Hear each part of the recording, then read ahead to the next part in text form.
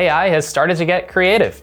DALL-E can make an image based on anything you say in any style you want. ChatGPT is writing song lyrics, and OpenAI has something called Jukebox, which is trying to write songs that sound like Katy Perry or Elvis Presley. But what does this mean for mixing engineers? Is AI eventually going to be able to mix better than humans? I don't think that's going to happen anytime soon, so don't freak out. But I do think it will replace you to some extent. So you should probably pay attention and make sure you don't end up on the wrong side of this AI revolution. AI systems will completely dominate music. The idea of an intuitive artist beating an AI system is going to be very, very difficult. It's easy to hear these kinds of things and get anxious, but let's not assume that everything people say is true. Let's take a look at where AI is at with music right now. So AI mastering, we're all pretty familiar with this, I think.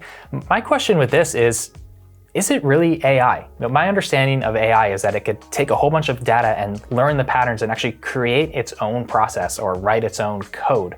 Whereas to me, online mastering, at least from what I've seen of it so far, it's more of a typical if-then programming style. If the high end is in this range, adjust it with these tools until it's in this range. Or if the dynamics are here, adjust it with these tools until it's there. Now, I could be wrong, maybe it's a lot more advanced than that, but ultimately, AI mastering is solving a much simpler problem than mixing.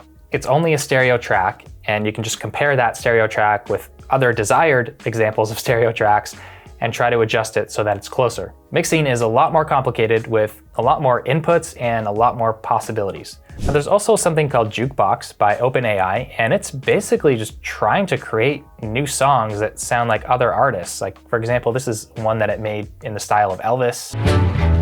From dusty tiny fumble scarf, but the lip it tells the heart. With my toes, with my head. From dirt to lipid. With my toes, sis. That's pretty funny. Let's check the Katy Perry one. I shake the style of your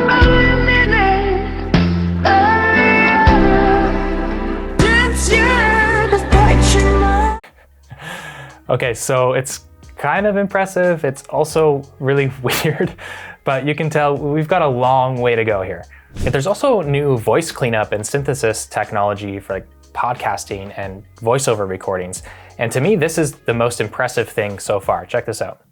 I'm in a conference room with the window open, and it's pretty echoey in here too. Not the best place to record audio. Yet with enhanced speech, all of the background noise and echo. This stuff shows some real promise to me, and I can easily see how that would be translated into the music world. Now, I was searching for a true AI mixing service, but I only found one option. It's called RowX Auto Mix, and I tried it out, but it has some problems. For one thing, it could only mix 10 tracks at a time, so I had to just group drums, bass, and guitars together and only do that. Plus, it also asked you what the instrument was and where you wanted it panned and how prominent you wanted it to be and whether it should have reverb or not. And to me, that's not really what AI is supposed to do. It's supposed to analyze real mixes and then make all those decisions for you. And at the end of the day, it wasn't really good at all. This is the original mix that I did. And this is what the AI gave me.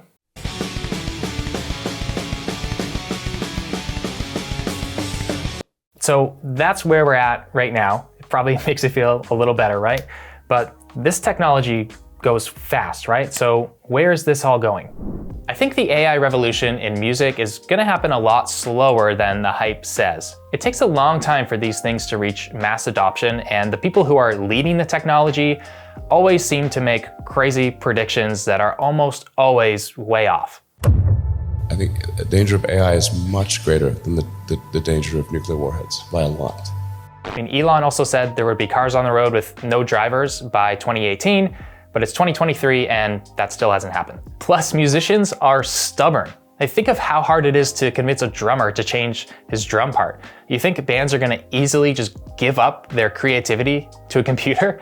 I don't think it's gonna be that easy. I think it's gonna be really hard to convince musicians to give up that part of their process, let alone pay for it. And you could see this by the fact that Lander launched almost 10 years ago, and they might have a decent business, but personally, I have never heard a pro engineer or mixer or even artist that I've worked with ever mention using Lander to master their record.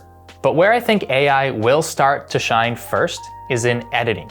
Things that are repetitive, where there's easy patterns to recognize, and where there's not a lot of gray area in terms of your decision making, like drum editing or vocal tuning. I can see an AI doing that just as well, maybe even better than most humans. And we saw how it can already take a low quality voice recording and synthesize what's missing and make it sound high quality. Well, it should be able to do that with instruments soon enough as well and be really good at cleaning up bad signals. And from there, it might be able to rough balance your mix and eventually take over a lot of the basic processing like EQ and compression, because honestly, 75 to 80% of what goes into a pro mix is somewhat formulaic. There are certain EQ moves, certain compression techniques that will get you into the ballpark of what a pro pop mix or rock mix should sound like. Then it's just taste and style for the last 20%.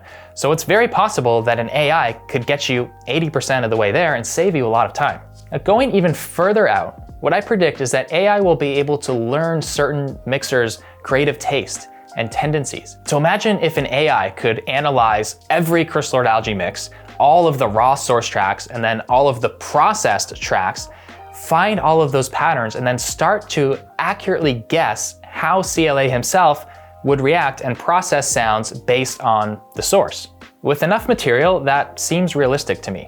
So then you could take your raw tracks, give it to an AI and say, give me a mix in the style of CLA, and it might spit out a mix that's 80% there, and you just take it the rest of the way.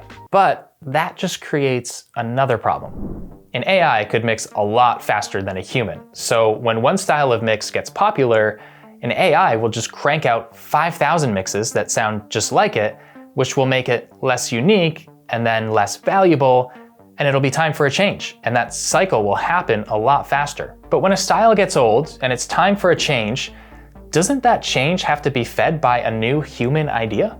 The way I see it, the whole thing with AI is that it's completely based on what humans have done.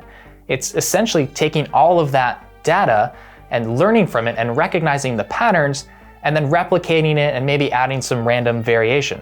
So how can it change that pattern? How can it decide, okay, people used to really like this mix, but it's getting old, so I need to try something new?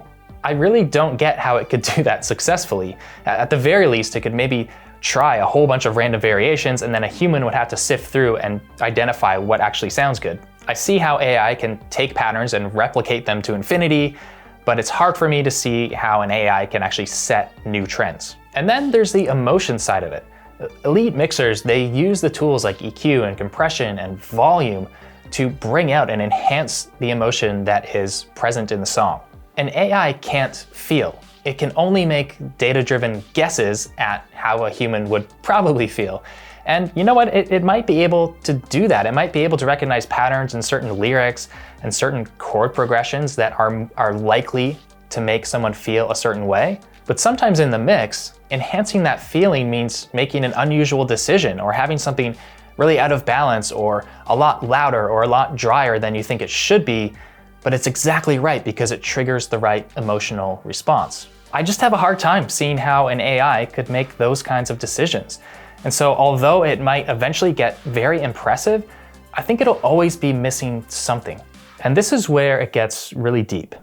I ultimately don't believe that AI will be able to replace humans in the realm of creativity, including music. This whole debate really comes down to what you believe about the world at a foundational level. If you believe that we're just a random accident and all of our thoughts and feelings and ideas are just a result of chemical reactions and physical matter, and there's no ultimate meaning outside of what's most beneficial for humanity at this moment in history, well then, yeah, I totally see why you would believe that AIs would completely replace not only music, but just humanity, period. But I don't believe that. I don't believe that we're a random accident. I believe that we're not just physical, but also spiritual, that we're created by God in the image of God. And part of what that means is that we're creators and we're relational. And because of that, I think no matter how good AI gets at simulating those things, it'll always leave an emptiness or fail to completely satisfy us because it won't have a spiritual dimension to it. Humans are not gonna stop creating or stop interacting with other humans just because a computer can do it for them. And if some big tech giants wanna try and force that on everyone, Who knows, there could be a giant backlash and revolt against this kind of technology. But back to mixing, I think we have a lot of time before we have to worry about our jobs disappearing, but I don't think you should ignore it either. So what can you do now to make sure that you're not eventually pushed out of music by a computer?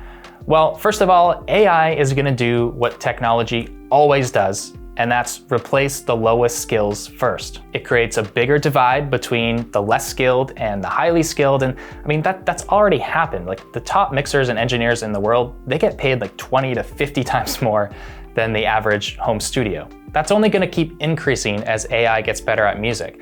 And so the way to survive and thrive now is actually the same as it always has been. That's be really good. And as things progress, when AI can edit drums and tune vocals just as good or better than you can, use it. Save your time, become more productive at the things you're skilled at. And then when it gets competitive at actual mixing, well, it's gonna be the best mixers in the world who are gonna profit from having their style copied by machines and then licensed out. That's just my guess. So best case scenario, you are one of those people who gets to have their own signature mixing algorithm. But the main thing I want to say is don't let all the hype or the fear surrounding this freeze you into just giving up or doing nothing. Just stay focused on getting better. Keep investing in your skills and become really, really good at your craft. And make that your lifestyle. Just commit to constantly improving and making yourself more valuable. Because if you do that, you'll always have a demand for your services. And if AI eventually does catch up and wipe out that demand, well, you'll still be in a position to use your skill, adapt to the new scenario, and come out with a different way to provide value. Either way, you win. I'm looking forward to hearing what you guys think about all this, so definitely comment below. And speaking of getting really good at your craft, I want to share 5 lessons that had a huge impact on me in the studio and helped me go from an amateur to professional audio engineer. So if you want to check out that video, it's right over here. See you next time.